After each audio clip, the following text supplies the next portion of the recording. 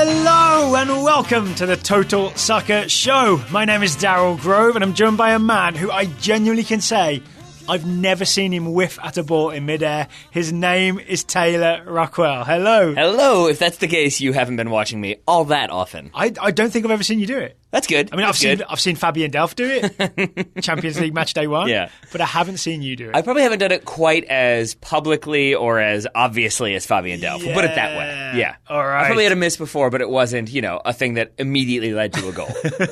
So we are here to review. It's still match day one, but it's the Wednesday games. Yes. Yeah. A lot going on. Match day one, part two. Today. Lots to match day one, part two. Yeah, it's like a summer movie, right? Yeah. We're putting it in two parts. Sure. Okay. The worst kind of summer movie. The worst kind of summer movie. Should we start with Man City's shock home defeat? Yes. To Olympique Lyonnais. We should also add spoiler alerts for all the Champions League, just in case. Yeah. And if you didn't want these games spoiled, why are you listening to a podcast reviewing them? With that said, yes, let's talk about City's defeat 2-1 for Lyon. Not the way I thought this was going to go. So goals from Cornet, not pronounced Cornet. Nope. A lot of English people will be tempted to do so. Yeah. And from Nabil Fekir. Indeed. Yeah, Fekir involved in both goals. He was.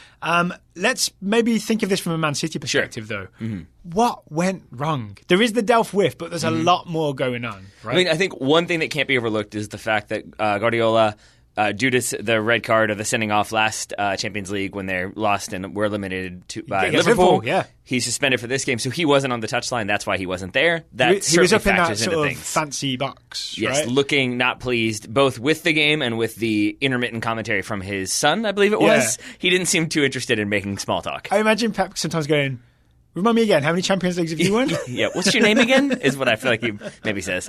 But yeah, so I think that factors into it. Can I also say, I want to give respect to Pep for, I mean, even though they lost this game, so maybe this isn't such a good thing, he seemed like he really did just sit up there and watch, right? He wasn't passing notes down, or he didn't have like a secret microphone to talk to Mikel Arteta, who was running the team. He really sat there and let this happen, and probably Arteta's fired tomorrow. He sat there and let it happen. No, I mean, you're supposed to. That's the rule, right? If you're suspended, you can't be coaching. Unless you sneak into the locker room via laundry basket, as the allegations go. So, I think that's good on his part, but it's also worth noting that this is the same City team that had their Monday day off canceled because Guardiola thought they were looking a little bit lax, even in the 3-0 win over Fulham. Yeah, but just the way they didn't take their opportunities, they weren't as ruthless as he would have liked. Maybe he felt like this was coming. Maybe that's why he doesn't respond as much, because he's like, see, these things happen. Yeah. But it's worth noting that he did sort of send them back to training to get them refocused, and yet here we are. And I think that's important to note because it did feel like from the opening, Lyon were really up for it in a way that I don't think City expected. They were on them early and often. They forced them into bad passes inside the first minute or two, and it felt like that kind of continued until halftime changes were made. Here's my theory. Yeah, we'll get into those changes because I think the changes are, if anything, they're evidence for what we think was wrong with Man City in the first half. I think Arteta agreed. I would argue Lyon didn't really press or pressure Man City for the whole game, except for like that first 5-10 minutes. They deliberately, I think, rattled them. Yes, I think they went at them aggressively. High press early on. Yeah, but then I think they did a much smarter thing of, after they established that and rattled City a little bit, they really focused on sitting off, blocking options, and really clogging the middle. Yes. So, and not biting on, they didn't do that thing that teams will sometimes do where they'll really try to crowd everybody onto one side to limit what City can do, but the City players are so good and so used to playing under those types of conditions that they can play their way through, and then you've got all the space on the other side of the field. Because Lyon kept it compact and central, but still moved from left to right. 4-4-2, basically, right? But nice and squashed into the Absolutely. middle. I think it really did cause City more problems than I thought it would. And then I think the other thing, I think you spotted this one, is that City came out in a back four, and it was, I think, theoretically a 4-3-3, but the major issue for me was that it was a 4, then Fernandinho, then two midfielders ahead of him, and David Silva and Ilkay Gundogan. Yes. But it felt like they were very aggressively going forward in a way that Silva and Gundogan. That instead of it being a 4-3-3, it almost became a 4-1-5. And what happened was, whenever City brought the ball out of the back, they really only had Fernandinho to look for in the middle. And what would happen is they would either try and go along the ground but long to Jesus or Sterling. Do you remember how many times that ball was tried, but they just got tackled as they were doing it? or they go to Fernandinho, and Lyon knew that City were looking for Fernandinho. Yeah. So they're weirdly predictable, which is not what you normally say about Manchester City. You would not. And it's almost, with that in mind, like the predictability, or predictability, I'm just going to make up words now. It's that, like, it almost comes down to, like, number of passing options. Like, it starts with, if Kyle Walker gets it on the right, starting at right back in the first half, and then he's got, like, okay, he can play it up the field, or he can play it to a center back. 2 passing options. He plays it to a center back. I can play it to my other center back, or I can play it to Fernandinho. There's 2 options. Fernandinho gets the ball, and it was sort of like, I can play it backwards. Like, those options, like, reduce drastically as you move, like, forward, but also move central. And I think that was another big problem, is that Fernandinho kept getting the ball, but then he didn't really have any options for what to do with it. So let's get to the goals, Sure. because both of Lyon's goals in the first half happen after Fernandinho loses the ball. Yep. One he's tackled, one he just passes it away. I believe the first goal, he goes for a sideways pass to Gundogan, and Gundogan's not there. And this is what we were talking about. Picked off by Nabil Fekir. Yeah, but I think it is the case that maybe the way they've practiced and the way they've gone through this is that he expects Gundogan to be flat. He can play that ball square. They have Flat options. meaning like lateral to him, so he can just play a square pass. Yeah. And he tries to do that, but Gundogan is a good 5 or 6 yards ahead of where he expects him to be. Maybe it's just a mishit pass, but I find that extremely unlikely given Fernandinho's ability. Yeah. So then it is a loose pass. It's picked up by Nabil Fekir, and away they go. Away they go. Ends with a cross. I think it's Fekir that crosses it. It is. And this is where Delph whiffs. Yeah, Fekir officially gets the assist. I feel like it's maybe he should split that with Fabian Delph. Delph says no thank you. But, I imagine. Yeah. And then Cornet is at the far post to finish. 1-0 to Lyon, and City are rattled. Yeah. And then just before half-time, it's 2-0 It is. to Lyon, and it's Fernandinho this time getting tackled. But this is not all Fernandinho's fault, right? I would say it's very harsh to put this on Fernandinho because it's Aymeric Laporte, I think, trying to kickstart some sort of possession. He gets the ball off of a throw-in from Kyle Walker, and he kind of takes the ball on a little bit of a wander. He drives forward, he wanders forward, I guess I would say, with the ball. And then very quickly his options are closed, and this is what I was talking about before.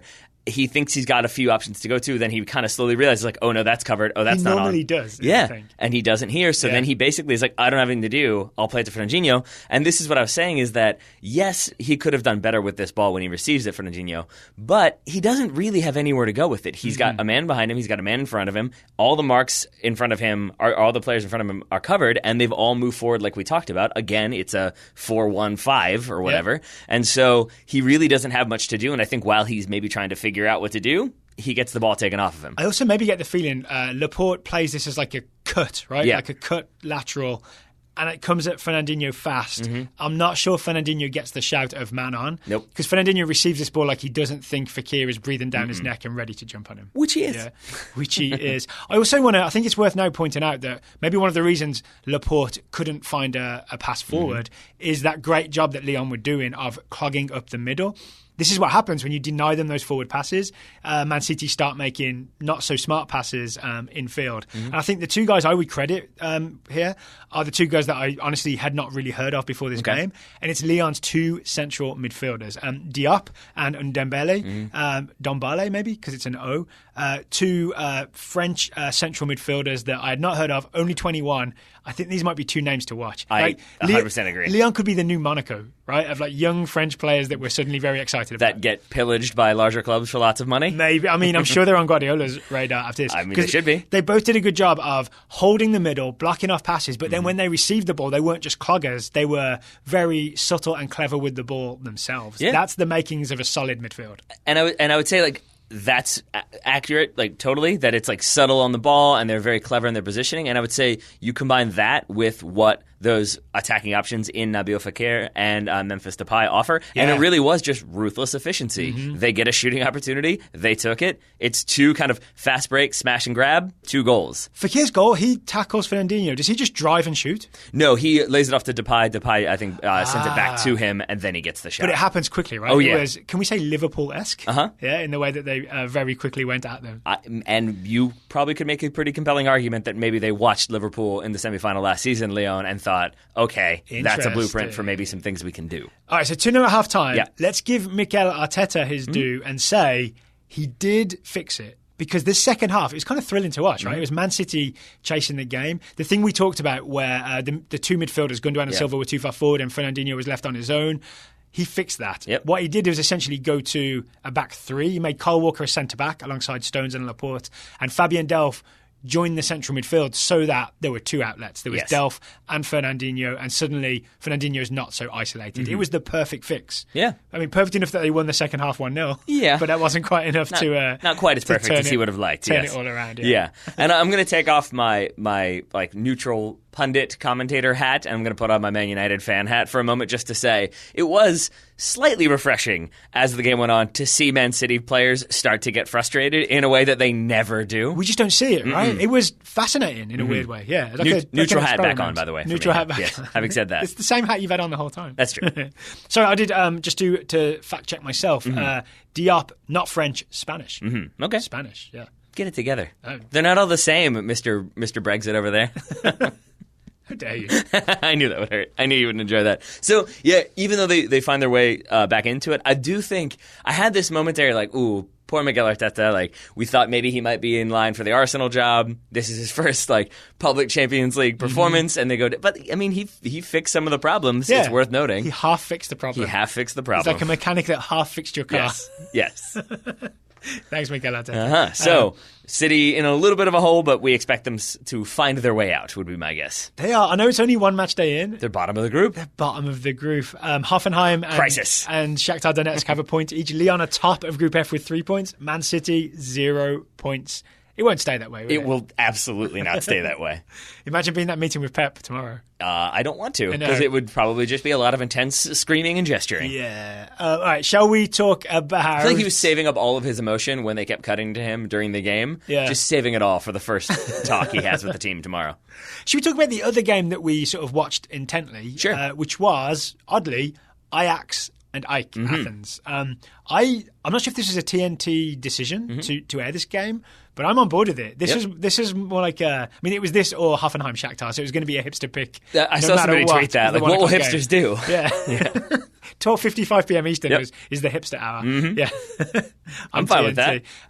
We talked about this before, right? We really want to make time to watch teams like Ajax, who obviously are a huge, huge team, but when the Champions League's on, it's not the first team you go to. No. I'm glad we sat down and watched Ajax destroy AEK Athens.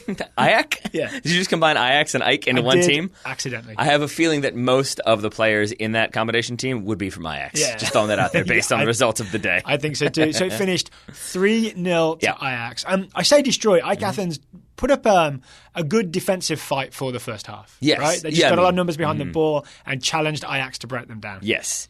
And then they did, and that's straight at the start of the second half. Right? It's a credit to Ajax, and it's a credit to a young Ajax team. Yes. I think I did the calculations that starting lineup was about 25 years of age, average. But it was like Schöne, Klaus-Jan Huntelaar, and Daley Blind. Daley Blind is only like 28, I think, but he was like the third oldest player on the team. If you remove them, the average age drops to like 22 or 23. And I think looking at Schöne's 32, and I'm pretty sure Huntelaar is like 35. He is. So he's starting to drag the average up. Oh yeah, right? Absolutely. Yeah. You had a lot of 20-year-olds, 21-year-olds, 22-year-olds starting, and I think it's with that in mind, it's even more impressive that they were able to stick with it, find their way through a very resolute defense playing away from home were AEK. So I think for Ajax to do what they did and exploit some vulnerabilities and find gaps in that defense, it's really impressive. Not impressive was the offside trap.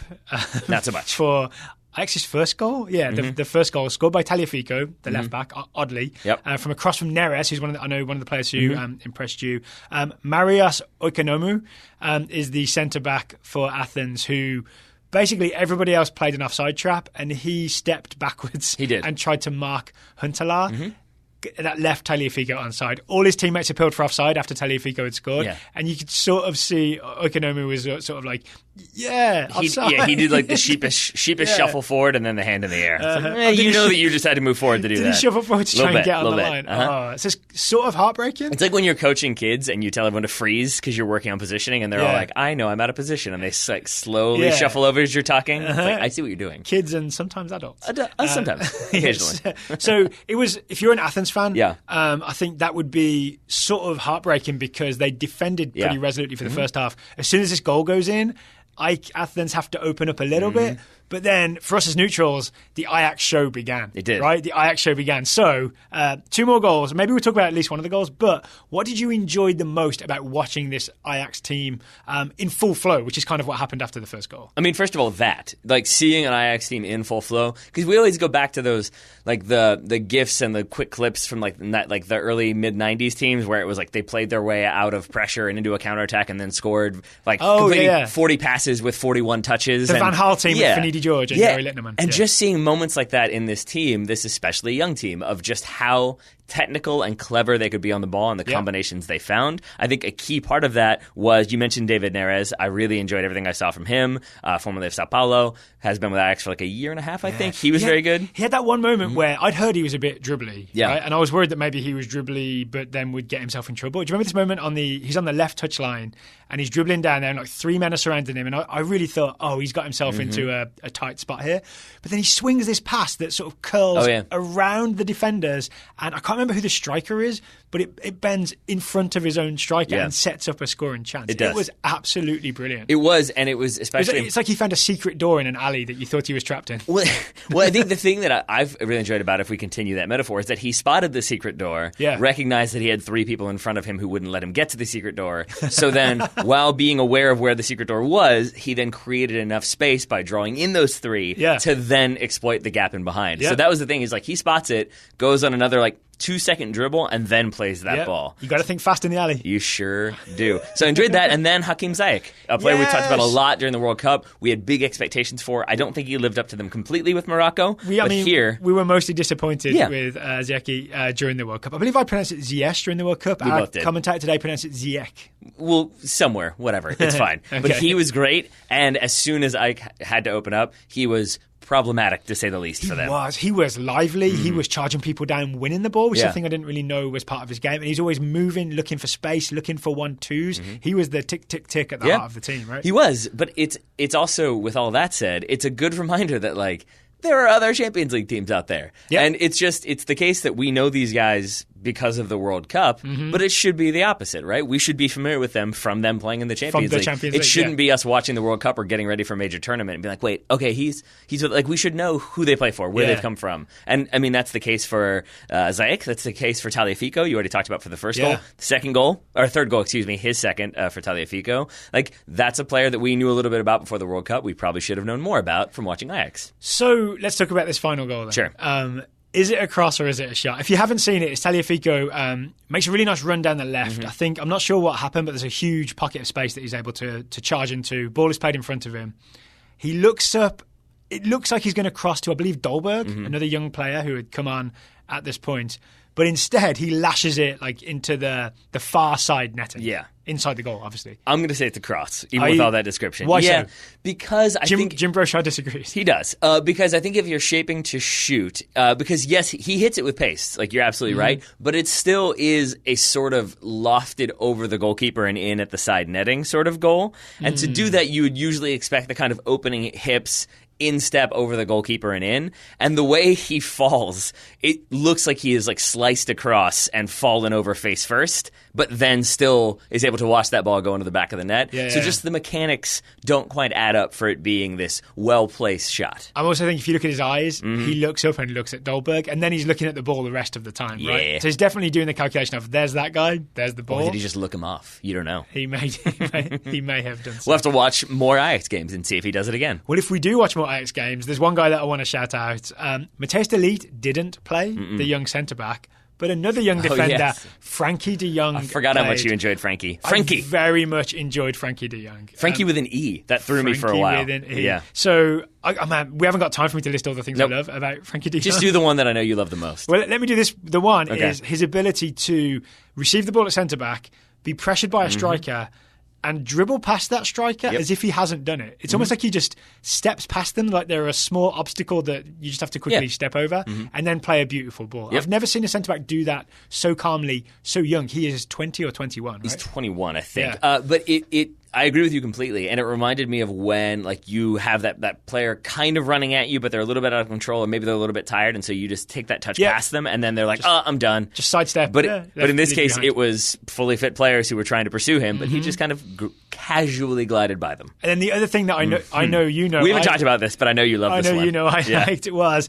every time he got in a physical tussle or battle with someone, whether he won it or lost it or won a free kick or conceded a free kick, he was always calm and happy afterwards, and that is my kind of player. A player who can go full physical battle and then switch to full composure and calmness immediately afterwards. It reminded me, I believe he's Dutch, but it reminded me of the German practicality that he pulls I forget who the Greek player was who he brings down, pulls that shirt, brings him down, gets the yellow card for it. It's a professional foul. Player gets up, gets in his face, and is all angry. And Frankie de Jong's reaction is sort of like, you know how this works. like he's just like, why are you so angry? You know what I did. Yeah, come on now. You've had this happen to you before. He doesn't and it really is just this look of like, really? You're this mad about this? I very much enjoyed that sort of come on. And then he also walks the walk as well as talking the talk because it happened to him as well. I can't remember who, was it Ezekiel Pants maybe? Grabbed de Jong by the collar and really stretched it out, right? And as soon as it was over, de Jong's shrugged it off, but then just checked his collar, make sure it was good. He adjusted. He made sure it was still slim fitting and pretty. Then back in the game. So Frankie de Jong may be my new Dutch hero. I agree with you. I also would say that he did want to adjust that jersey because it is a very nice looking jersey. The Ajax jersey, and you want to keep it maintained. And if you maybe wanted to get a jersey of your own, not necessarily an Ajax jersey, but say a mystery jersey. Oh, is this a very long segue? It is indeed. You could do so using today's sponsor. I feel like we went a long way around. We sure did. Today's show is know me, right? You've met me before? I do. It's part of what I enjoy.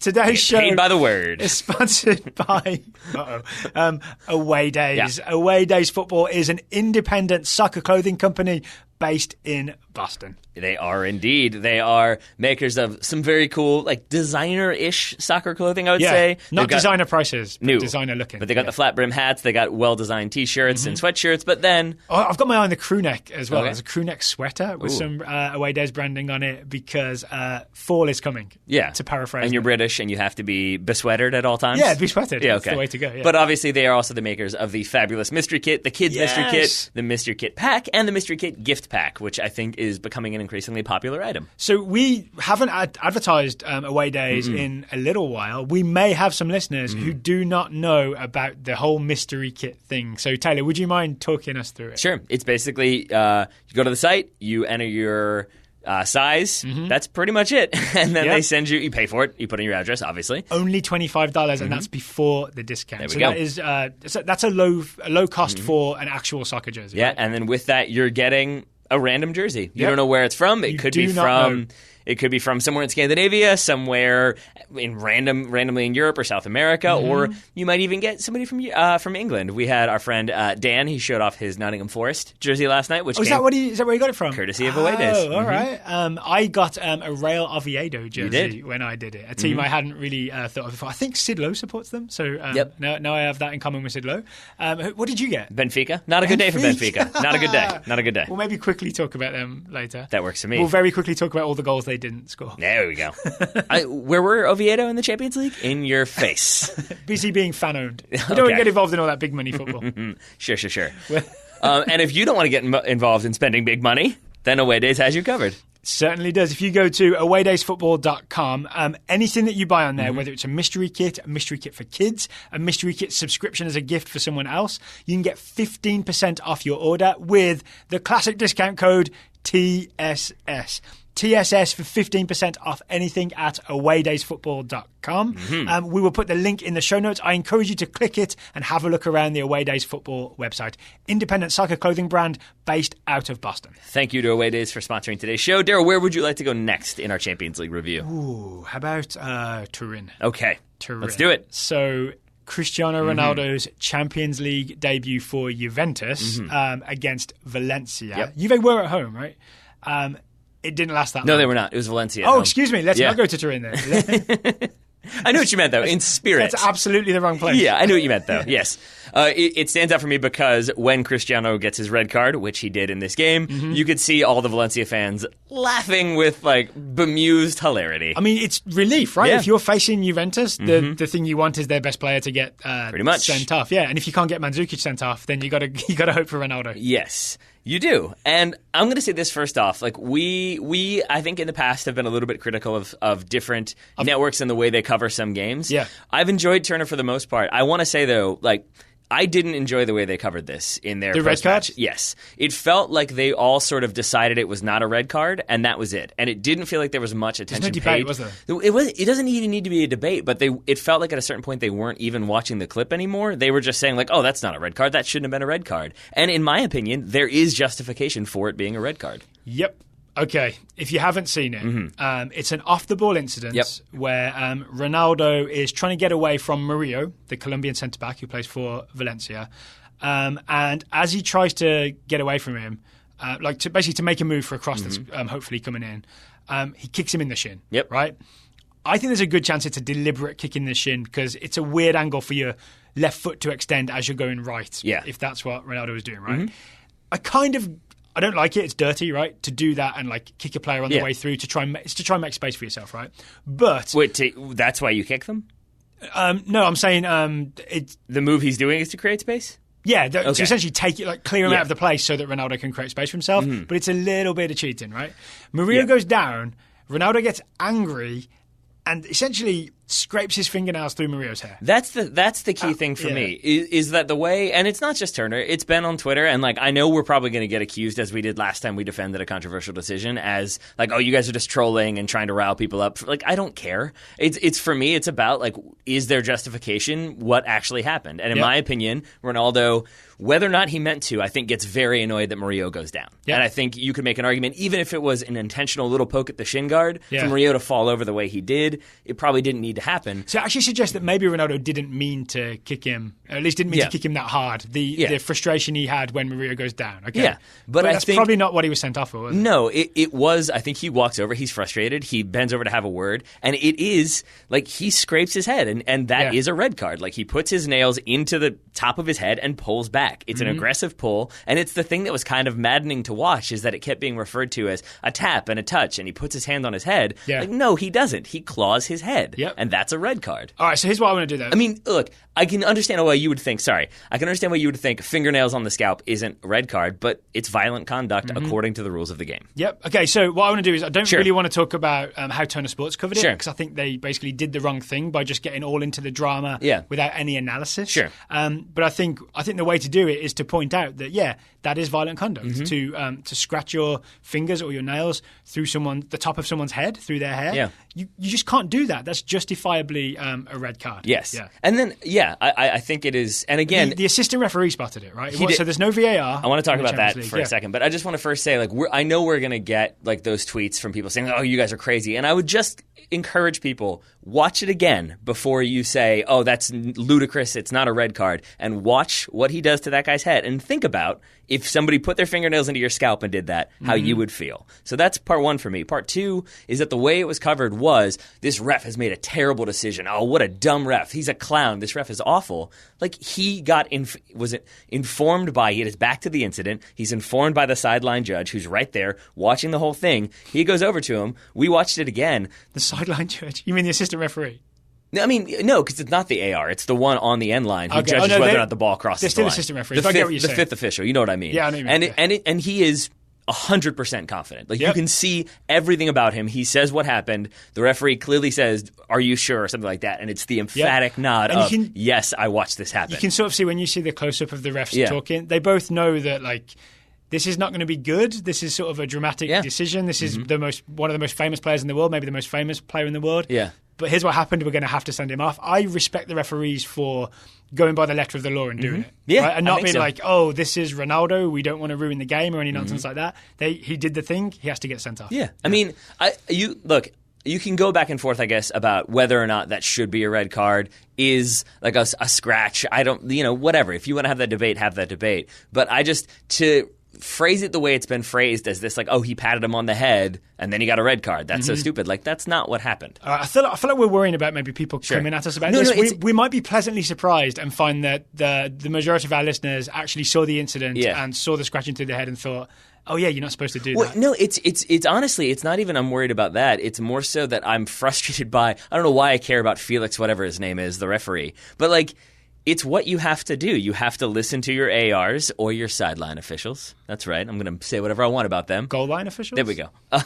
You've got to listen to them, and you can't just be like, nah, you're probably wrong. I didn't see it, but I don't believe you. Like, that's not how it works. And so it frustrated me because we've seen him make big decisions before. I don't particularly have any love for Champions League officials, but in this situation, it felt like he was being a little bit scapegoated for a poor decision from Cristiano Ronaldo, who had moments before been in that referee's face, like protesting, and it seemed like he had kind of an emotional game and was already kind of frustrated. And you saw that after the red card came out. Well, here's the context I want to put this in, is this game did have some sort of escalating violence, right? And I think Ronaldo's retaliation on Murillo, not retaliation, I guess, for Murillo going down, but is part of just escalating violence in this game. Yeah. Wasn't Ronaldo himself... Parejo knocked him to the floor as Ronaldo was trying to make a run into the box. Yeah, he set a pick.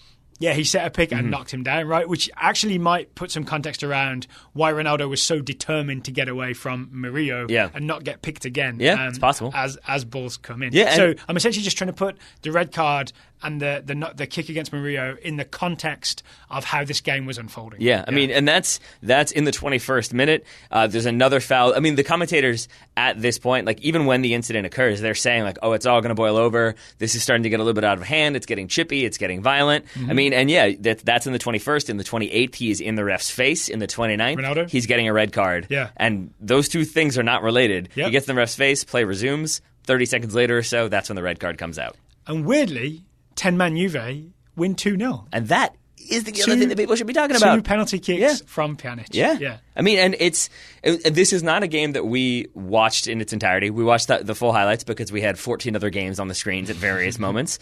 But I mean, it's a testament to Juve and the organization and the discipline they have under Max Allegri that they know how to play. They know how to play together. They know how to play when they're losing, and they know how to play when they don't have a full squad of players. And when they get an injury in the 20-something minute? 23rd, yeah. It's Sami Khedira comes off, Emre Can comes on. Yeah, that's not a bad change over time. Not so bad. Okay, where else do you want to go? How about to Switzerland and the artificial turf? Yeah. I enjoyed you brought that up with Young Boys 3-0 loss to Man United in Switzerland. You're like, is that turf? I was like, no, it can't be turf. Come on, there's no way that would happen. Yeah. It was indeed turf. Strange, right? It's really odd to see it in the strange. Champions League. I would have assumed that was not allowed. But there it is. Yep. There it is on the screen. So you brought this one up. What would you like to talk about? Maybe Paul Pogba. Let's do it. So this finishes 3-0 to Manchester United. It was looking a little shaky for a little while. Yes, it was. Right? But as soon as Paul I would Pogba... say up to 20 seconds before Man United scored that goal, it's looking real shaky. So it's first half, right? It's like 34th minute, I think. 34th minute. Paul Pogba does that great thing where he goes and finds some space, demands the ball, may even have pointed at his own feet, like, give me the ball, goes for a 1-2 with Fred. Fred messes it up, gets tackled, but the ball gets tackled back in the direction of Paul Pogba anyway, so he gets the 1-2 he wanted all along. Yep. And then the great thing is, I can't remember the defender. Is it Kamara? Yeah, the Bern defender, Young Boys Bern defender, Kamara, is getting ready to square up to Pogba. Pogba, with his right foot, cuts to his left, shoots with his left. Yep. It's so fast, Kamara does not have time to react. It's just right foot, left foot, it's in the top corner. But it's also really easy in that sequence to, if you're just shifting and then shooting, like right foot inside, left foot laces, because that ball... it requires you getting the ball in enough distance to be able to hit it cleanly. If you don't, you're kind of lifting underneath it or you're trying to adjust your body. It oftentimes will be a weak shot or a shot over the bar. The fact that he gets as much power behind it as he does and it goes into that top corner, very, very impressive from a technical side. All right. But of course, he's very erratic and inconsistent, Daryl. Yeah, so I noticed that. I can't remember who the commentator was. By the way, these aren't TNT commentators. Right? This is from their global feed.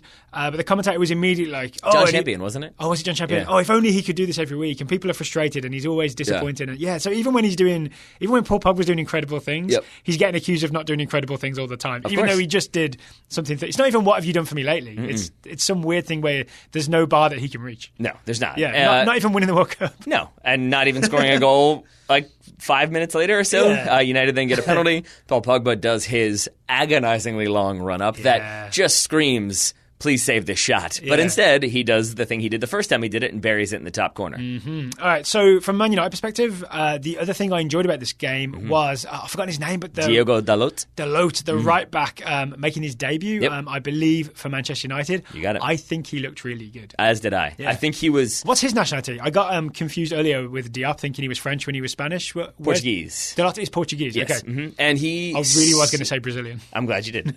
He seems like the player that Jose Mourinho has been looking for in that right back spot. It hasn't been Darmian. It hasn't been Valencia. Valencia's a bit maybe too attack-minded. Herrera obviously did not work out. It feels like that's his spot to lose going forward. He's the porridge that is just the right temperature. I think so. Like Valencia's too much of a right winger. Darmian's too much of a defender. There's one more in there that I'm forgetting, and I'm sure we're going to hear about. Right. Yes, just right back. Yeah, I mean, well, it's his ability to defend, obviously, but then also like he's got that really smooth first touch that a couple different times he got a ball pinged at him right on the touchline. He settles it, and not just settles it, but in that first touch also takes it down the line. Doesn't go out for a throw in. Doesn't just hoof it long. It felt like he's able to defend, but control the ball and has the technical precision, but then also get forward. So, I was impressed. You were impressed. Two caveats is, one, this was against Young Boys of Bern.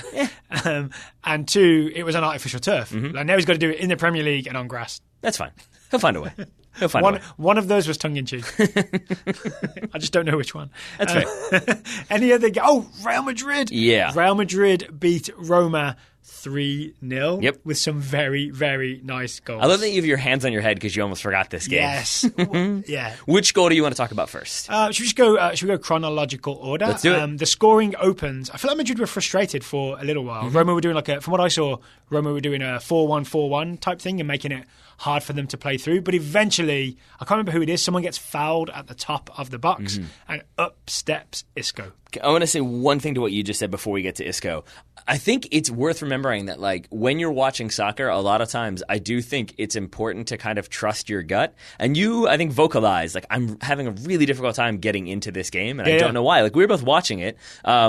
And like with intensity is what I mean to say. And we just couldn't do it. And I think a big part of that is when a team is setting up to frustrate the opposition and the other team is trying to play like fast break and on the counter, it can be a little bit back and forth and balls in the air. But without any end product. Yeah. Exactly. And it makes it hard to get understanding the rhythm and like the overall patterns of play in the game. And so I think that's part of what made it sort of confusing to watch or difficult to watch at first. But then Isco does what Isco does, and suddenly it was really fun to watch. This free kick was weird though, right? Like, didn't it, like, it goes in the top corner, but until the moment it leaves his foot, you can't tell which top corner it's going in. You can't. He does. It's really strange, and maybe it's far more common than I think it is, but I thought it was pretty unique that he does both of the deliveries that you would expect from a set piece. He does the like instep, brings his foot back across so that he puts that kind of bend on the ball the way you'd expect. Like he hits it with the inside of his foot, but then brings his foot back over so that it doesn't spin too much. But then he also doesn't follow through at all. So it's this weird instep, but like puts the spin on it, but then doesn't follow through. So it's got spin, but it's got knuckle, but it also doesn't have that massive pace that you have. Like you might try to just crush the ball. So it is that placed, almost dipping down shot. Like it might bounce on or right around the line is how low it's bouncing when it goes in. Or I dipping, call rather. for some sort of UEFA Champions League All-Star game with Isco and Messi in a free kick competition. I don't know who I would back there. Yes, I do. It's Messi. I'd back me watching it. I like that. I'd enjoy that so that's very first goal. Second goal is the sort of ruthless efficiency from Madrid that we. Is it the Gareth Bale goal? Yes, this is the one where it's Roma with the ball in Madrid's box. 4 passes later, it's in the back of the net for Madrid. That includes that 2 touches from Luka Modric in the middle of the field, because that's the real breakout. It is. Right? Yeah. It's like, maybe 10 yards from midfield. Modric gets the ball, turns, splits the center backs for Roma, plays in Gareth Bale. Gareth Bale takes 1 touch with his left foot. The second touch is a shot with his left foot into the bottom corner. Is there an argument that it's easier to make wonderful-looking defense-splitting passes if you know that your teammate that you're aiming for is faster than everybody else around?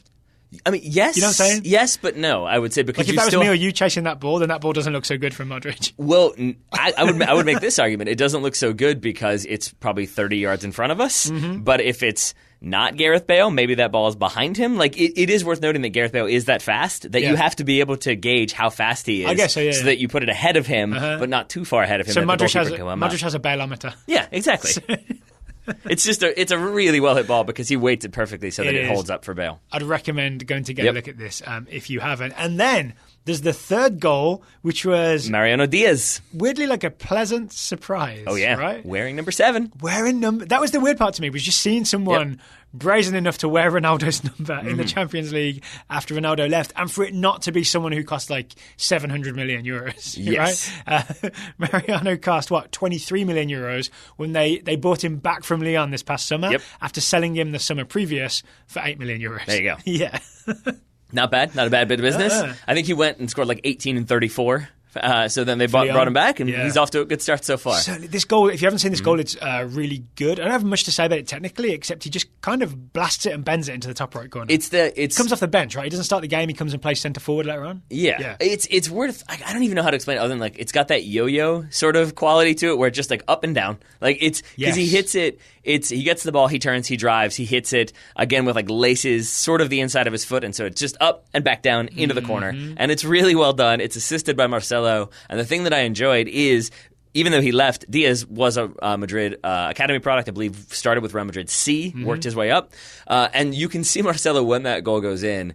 He celebrates as emphatically as I think I've ever seen Marcelo celebrate. Like, he is all about that goal. Yeah. Not just because it's pretty, I think, but because there is that pre-existing relationship with Madrid for Diaz. And so it's got to feel pretty sweet to wear that 7, score that goal in the Champions League. Probably pretty happy. So it's kind of like a low-end Pogba. Sure. They only paid 23 million for him as opposed to 89 or whatever it was. I don't know. Pogba's got consistency issues. They did have to buy him back. They did. Actually, I did also read that part of the clause when Real sold Mariano, right? I forgot his name correct, to Lyon for 8 million. It also included a 35% bonus to Real Madrid for any profits made. Interesting. So Madrid would have got some of their own money back on that deal. Transfers are weird.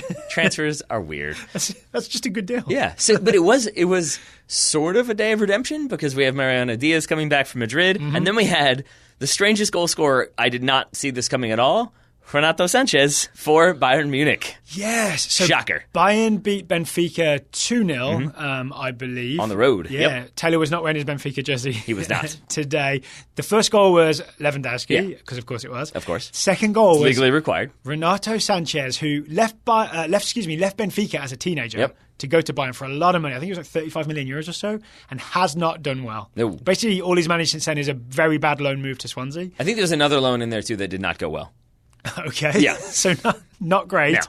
But he plays, I think he starts because I saw him in the 20th minute. So, Renato Sanchez starts, scores this goal where he receives the ball in his own defensive third at the very least. Yes. I mean, a right-backish kind of area. Dribbles past 4 or 5 people. 600, I think. They can't touch him. They can't catch him. Plays it out wide. In the end, he gets on the end. I can't remember who crosses it, but he gets on the end of it in the box. Actually finds some space in the box. As everybody else crowds around somewhere else. I think it's Robin lifts it back across goal. There we go. Finds a nice little pocket of space, bangs it in. Scores a goal against his old team. There felt, to me, something very cleansing about it. Like, there's some weird full circle thing where now I've scored against Benfica for Bayern. This move weirdly makes sense, even though I've wasted the last 3 years. Yeah, but it's like I think it's cleansing because he does the no celebration sort of celebration where like he puts his hands together above his head in a sort of like, I'm not celebrating, but I'm making it clear that I'm not celebrating. And for that, he got applauded by the Benfica fans. So it did feel like this sort of like, hey, we got you, buddy. I think he set the new standard for not celebrating goals. Yeah, because most people, when they don't celebrate when they score against their former team, they sort of just don't know just like what frozen to stoic, do. like don't show emotion, like don't show emotion. Suddenly on them as they were stealing something. But the 2 hands above the head like that in a praise motion, it's like it's perfect, right? It's like sort of celebrating, but also showing some deference to your former fans. See, it's really smart because what I assume happened is that Renato Sanchez watched the 4th season of Arrested Development, where Michael Bluth unfortunately posed for the photo with his hands together, and thus everyone thought he looked desperate. I haven't seen that. It's when he's in is that like the first Netflix season or the second? The first Netflix season. Oh, I have seen when he does like the photo shoot for the Airplane magazine. Okay, and everybody's like, why would you pose like that? It makes you look so desperate. He learned you put your hands up in the air, then you don't have that problem. Slight power triangle, but also some deference. There we go. Renato Sanchez has set the standard. He has.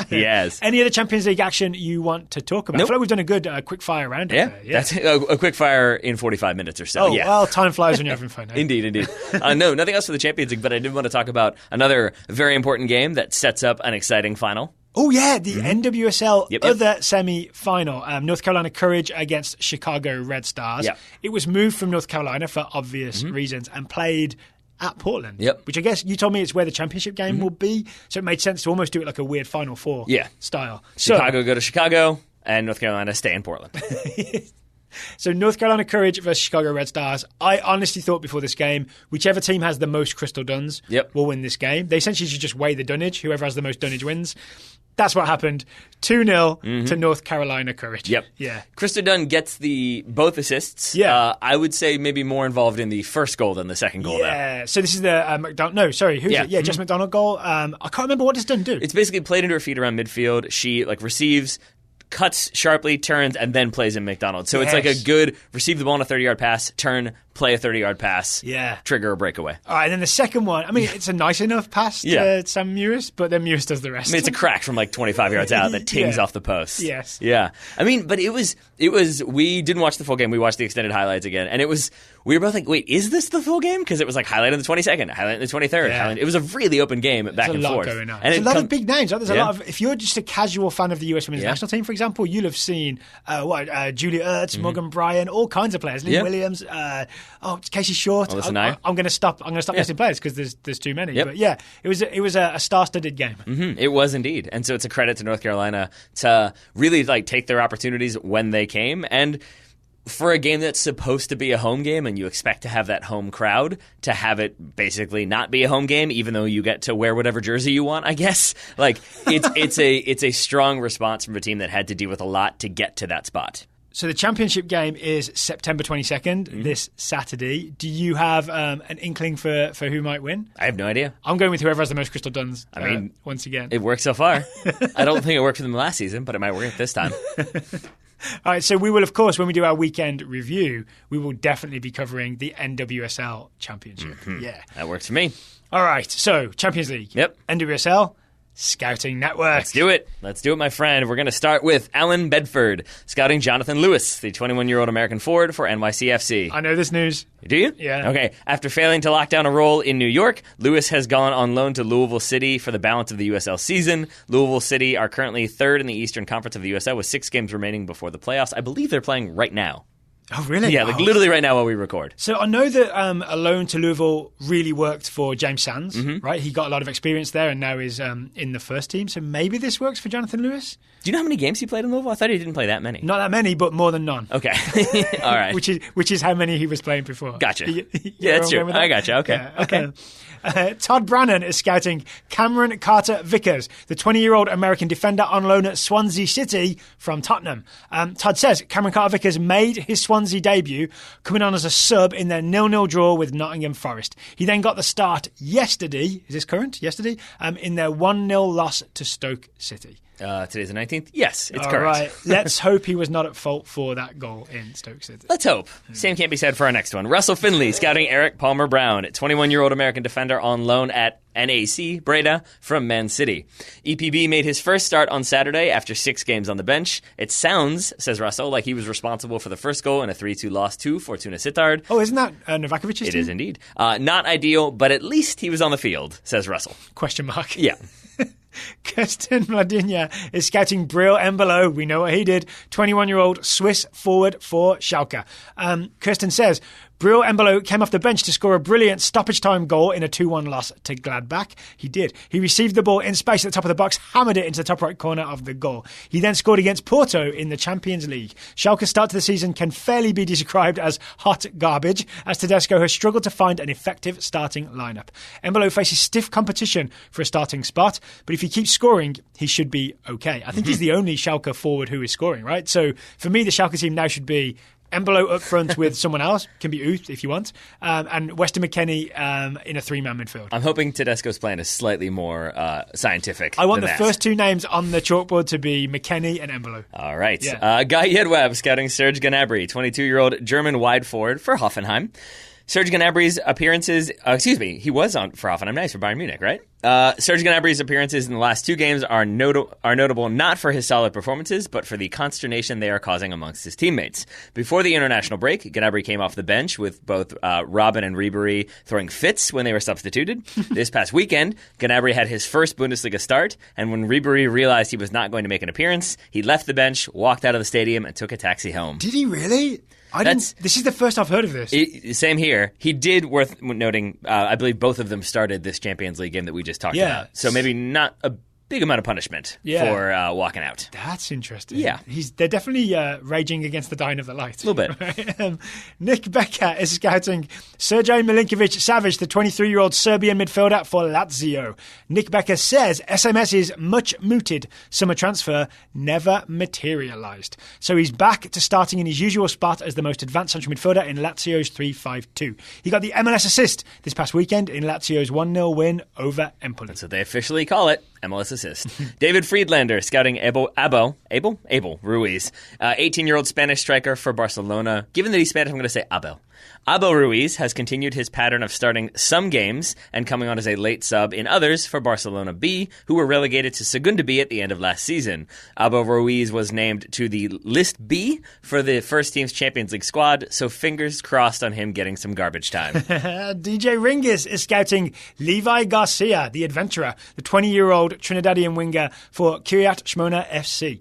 DJ says Levi recovered from the injury he picked up before the international break and started in Shmona's game against Maccabi Netanya. He scored a screamer from outside the 18 into the top right corner, which was both his first goal in the Israeli Premier League and the eventual match winner. Levi Garcia's probably not long for the Israeli Premier League. I would guess not. Yeah. Final report of the day comes from Dylan Viech, scouting Kai Havertz, 19-year-old German midfielder for Bayer Leverkusen. He gets older every year, does Kai Havertz. He sure does. The poor start for Kai and Leverkusen continued this weekend with a 3-1 loss to Bayern Munich, who completely dominated possession. Kai wasn't able to provide much of anything on the counter, and instead often gave the ball away in desperate attempts to create something out of nothing. Leverkusen now sit firmly at the bottom of the table, right alongside Schalke. Oh, I hadn't been thinking about the look of the Bundesliga. Yeah. It's not good. I'm going to not look at it for a couple of weeks. See That's a good idea. See if Schalke can get themselves a little higher up the table. Right. Yeah. Thank you to everybody for today's Scouting Reports. Taylor Rockwell, thank you for taking the time to talk to me today about the Champions League. Right back at you, buddy. And you are doing the Renato Sanchez hands together. We will be back tomorrow and Friday. We think we're going to be doing listener questions unless there's some big news. Because there's a little bit of it's not quite news, but it's a rumour, right? That Tata Martino, Atlanta United Why coach... are your hands still up? I just got comfortable. I'm so confused by what's happening. There's a rumour that Tata Martino, Atlanta United coach, will not be renewing his contract and might be taking the Mexico job. Or Colombia. Or the Colombia job. Either way. I really hope it's the Colombia job. You know who else agrees with you? All of the Atlanta United fans. Yeah, I don't think... Did we see this news via Rob Usry on Twitter? Hercules Gomez was right. Hercules I first Gomez. saw it. Okay. Yeah, Right. Hercules Gomez retweeting somebody from ESPN. Forgive me for not knowing the reporter's name.